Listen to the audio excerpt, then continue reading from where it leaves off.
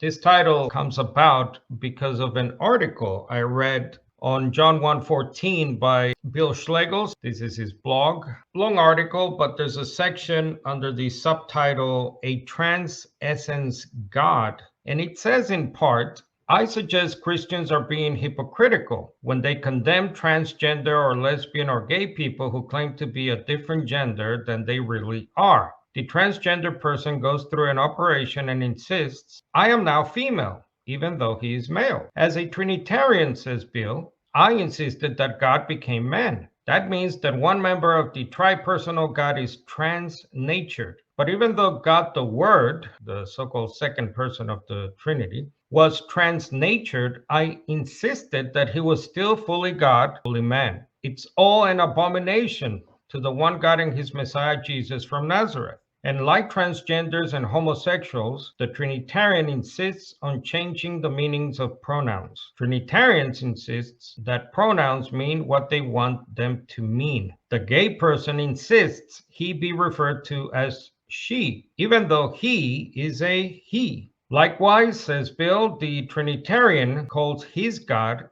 he, even though his God is they. The popular Catholic conservative commentator Matt Walsh, he asked the question recently, what does it mean to be a trans woman and not a woman biologically? In what other context, he said, could you be someone and not be someone at the exact same time? I found that those comments so amusing from Matt Walsh, and I'd like to ask Catholics like Mr. Walsh and self-professed Christians a similar question. In what other context could you pre-exist yourself and still be a real human at the exact same time? This whole issue reminds me of the choice God put to Israel back in Deuteronomy 30, verse 19. I have set before you life and death, because the choice today is between what I call a transhuman Jesus of preexistence and the real human Jesus of the New Testament. But unfortunately, many of your English Bible translations sometimes restrict you from choosing that real Jesus and thus choosing life. Take, for example, how most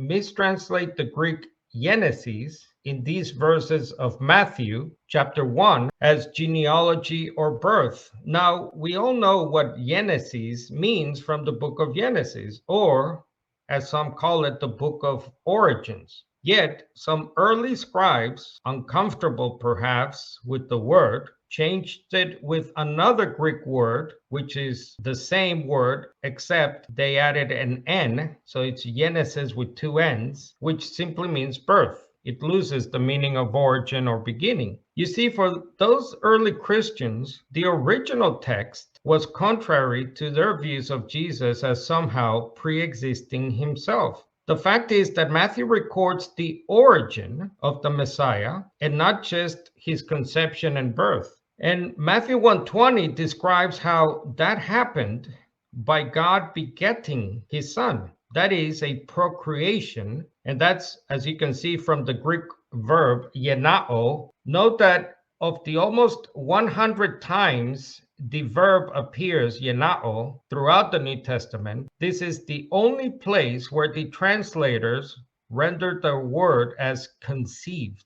Not surprisingly, Luke, in his account of the virginal begetting of the Son, in Luke 1:35 uses a form of the same Greek verb, genomenon, to describe how the Holy Child, the Son of God, is procreated, begotten, inside Mary's womb. The famous Catholic scholar Raymond Brown noted how Luke 1:35 has embarrassed many Orthodox theologians. And the Word Study Dictionary adds that Matthew's use of words, quote, with a temporal notion, like the ones we saw, has long troubled theologians. So there it is, folks. I have set before you a clear-cut choice between the transhuman Jesus of preexistence and the Messiah Jesus, himself human, as 1 Timothy 2:5 clearly states.